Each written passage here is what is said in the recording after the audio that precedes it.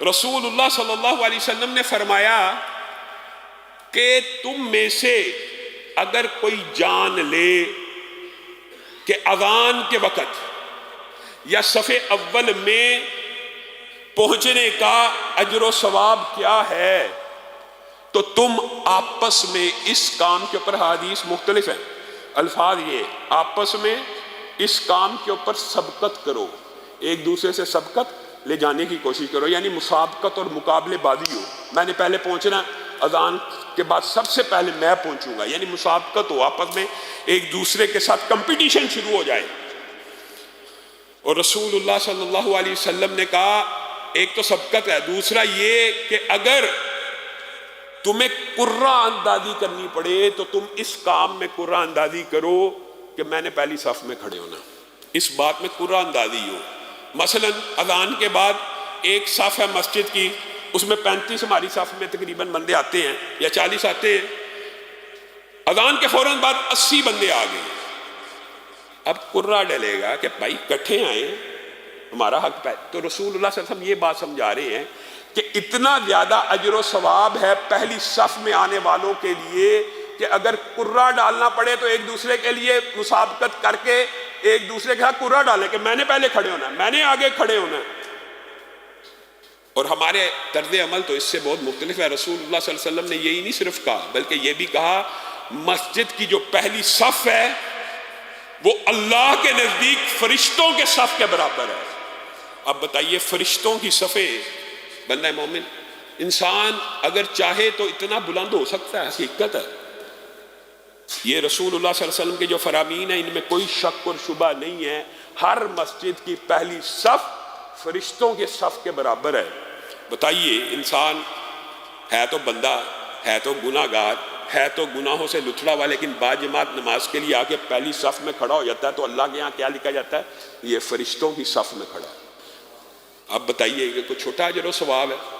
اور رسول اللہ صلی اللہ علیہ وسلم نے ان صفوں کے اوپر مختلف، جو صرف پہلی صف کی فضیلت ہے وہ بھی ایک لمبی چوڑی بات ہے، ہمارے موضوع سے مطابقت رکھتی ہے، ان میں سے بعض باتیں آپ کے سامنے رکھنا چاہتا ہوں۔ رسول اللہ صلی اللہ علیہ وسلم نے فرمایا ان اللہ وملائکتہ یصلون علی الصف الاول، اللہ رب العزت اور فرشتے پہلی صف والوں کے اوپر درود بھیجتے ہیں۔ اب بتائیے اللہ کا جو درود بھیجنا ہے، اللہ درود بھیجتا ہے، اللہ کس پہ بھیجتا ہے درود؟ ہم نے سنا ہوا ہے رسول اللہ صلی اللہ علیہ وسلم کے اوپر، اور مختلف آپ نے باتیں سنی ہوں گی، لیکن اللہ درود بھیجتا ہے، اس بات کا کیا مطلب ہے؟ اس بات کا محدثین نے ٹرانسلیشن اچھی طرح کی ہے، 5 چیزیں بیان کی ہیں۔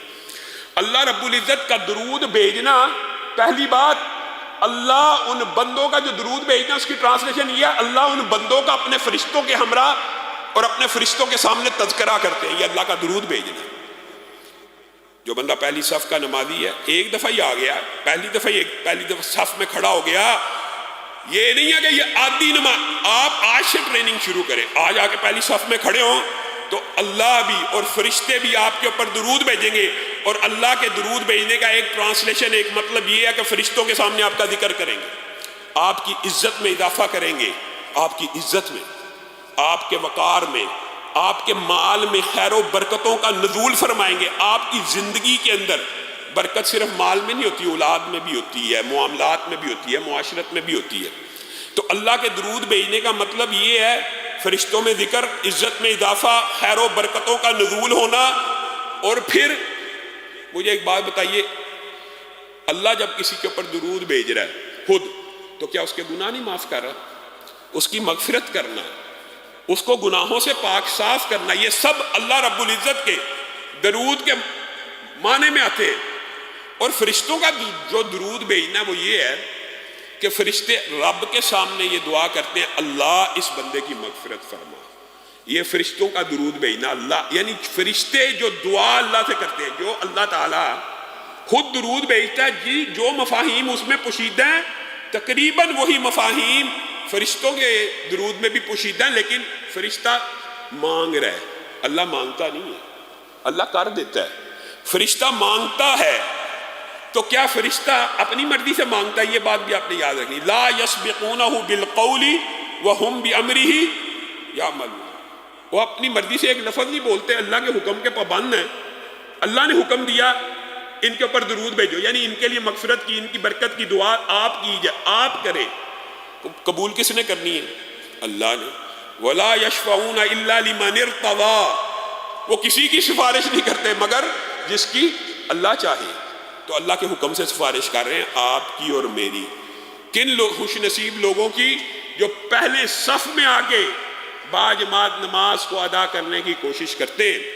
اور یہاں پر ایک بات سمجھنے کی ضرورت ہے کہ رسول اللہ صلی اللہ علیہ وسلم نے بعض باتیں اللہ رب العزت کی وحی کے تابع ہو کر آپ کی اور میری تسکین قلب کے لیے نازل کی ہیں. ان میں سے یہ بات بھی ہے کہ انسان اذان کے وقت 40 بندوں کی صف ہے، 120 بندے آ گئے، 160 بندے آ گئے. اب وہ سارے کے سارے پہلی صف میں تو نہیں آ سکتے، لیکن ٹائم وہی ہے، تو کیا وہ اس اجر و ثواب سے محروم رہ جائیں گے؟ ہرگز نہیں. اسی لیے رسول اللہ صلی اللہ علیہ وسلم نے کہہ دیا، اور صحابہ نے پوچھا، اور صحابہ پوچھتے بھی تھے اللہ کے رسول دوسری صف کے اوپر بھی؟ تو رسول اللہ صلی اللہ علیہ وسلم نے کہا ان اللہ وملائکتہ یصلون علی الصف الثانی. یہ بھی حدیث موجود ہے کہ دوسری صف کے اوپر بھی اللہ اور اس کے فرشتے درود بھیجتے ہیں. اور اس سے مراد یہ دو الگ محدثین نے اس حوالے سے چیپٹرائزیشن کی ہے کہ اس میں وہ لوگ بھی شامل ہیں دوسری صف کے اندر جو قدر تاخیر سے آئے. اذان ہوئی، اذان ہوتے ہی پہلی صف بھر گئی، مثال دے رہا ہوں، کچھ اذان سے 5-10 منٹ بعد آئے لیکن نماز کی تکبیر سے پہلے آئے، دوسری صف میں چلے گئے، ان کے اوپر بھی درود ہے. لیکن وہ لوگ جو سارے کے سارے ایک یکمشت آ رہے ہیں، 160 بندے آئے، 4 صفوں کے بندے آگے، اب وہ جو تیسری اور چوتھی صف میں چلا گیا، پہلی اور دوسری صف کا تو رسول اللہ نے نام لے دیا، تو کیا تیسری چوتھی صف والا محروم رہ گیا؟ ہرگز نہیں. ان اللہ وملائکتہ یصلون علی الصفوف الاول، اور دوسری روایت میں گیا علی الصفوف الاولی. اس سے مراد یہ ہے کہ نماز قائم ہونے سے پہلے 10 صفحے بنے، 20 صفحے بنے، نماز کی تکبیر سے پہلے جتنی بھی صفحے بنیں گی ان سب کے اوپر اللہ اور اس کے فرشتے درود بھیجتے ہیں. بات ختم. پھر جھگڑا بھی ختم ہو جاتا ہے، پھر بندے کے دل میں وہ بات بھی ختم ہو جاتی ہے میں پہلی صف میں کھڑا نہیں ہوا. اگر آپ پہلی تکبیر سے پہلے پہنچ گئے تو آپ ان صفوں میں شامل ہیں کہ جن کے اوپر اللہ اور ان کے فرشتے درود بھیجتے ہیں.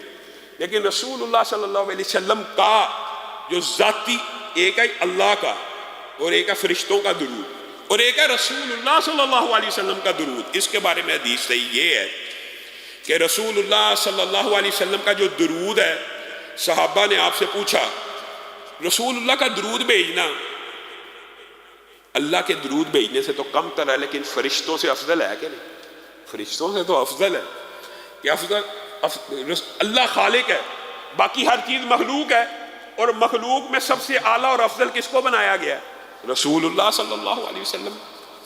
اب اگر آپ رسول اللہ صلی اللہ علیہ وسلم کا درود لینا چاہتے ہیں تو اس کے لیے بھی وہی طریقہ کار ہے، اور رسول اللہ کے درود کا بھی وہی معنی اور مفہوم ہے جو فرشتوں کے درود کا معنی مفہوم ہے کہ رسول اللہ صلی اللہ علیہ وسلم نے فرمایا اور صحابہ نے پوچھا، صحابہ نے کہا اے اللہ کے رسول آپ یہ جو ہمیں اللہ کے اور فرشتوں کے درود کی بات بتاتے ہیں، تو رسول اللہ نے کہا یہ بات نہیں ہے، میں محمد صلی اللہ علیہ وسلم بھی پہلی صف والوں کے اوپر درود بھیجتا ہوں. رسول اللہ یعنی ہم نے تو ساری زندگی یہ سنا کہ ہم رسول اللہ پہ درود بھیجتے ہیں، لیکن کچھ خوش نصیب ایسے ہیں کہ جن کے اوپر رسول اللہ بھی درود بھیجتے ہیں. وہ لوگ ہیں جو پہلی صف میں کھڑے ہو جاتے ہیں. صحابہ نے پھر کہا اے اللہ کے رسول دوسری صف کے لیے بھی؟ کہا پہلی صف پہ بھیجتا ہوں. پھر کہا دوسری صف والوں کے لیے بھی؟ کہا پہلی صف پہ بھیجتا ہوں. پھر کہا دوسری صف والوں کے لیے بھی؟ پھر رسول اللہ نے کہا ہاں دوسری صف والوں کے اوپر بھی درود بھیجتا ہوں. تو اس کا مطلب یہ ہے کہ رسول اللہ کا جو اسپیشل درود ہے وہ پہلی صف والوں کے لیے 3 مرتبہ، یعنی جو بندہ پہلی صف میں آ کے باجماعت نماز پڑھے گا گویا وہ رسول اللہ کی 3 مرتبہ کی گئی دعا کا مستحق ہے، اور جو دوسری صف میں آ کے نماز پڑھے گا وہ رسول اللہ صلی اللہ علیہ وسلم کی 1 مرتبہ کی گئی دعا میں شامل ہے. البتہ بات وہی ہے کہ اگر آپ پہلی تکبیر سے پہلے مسجد میں پہنچ جاتے ہیں تو آپ کا شمار ان صفوف الاول میں ہوگا کہ جن کے اوپر مراد یہاں پہ بھی وہی ہے، اور الثانی سے مراد وہی ہے جو تاخیر سے آئے، جو پہلے آ گئے ان کا اجر و ثواب زیادہ ہے، جو تاخیر سے آئے ان کے اوپر درود ایک مرتبہ ہوگا۔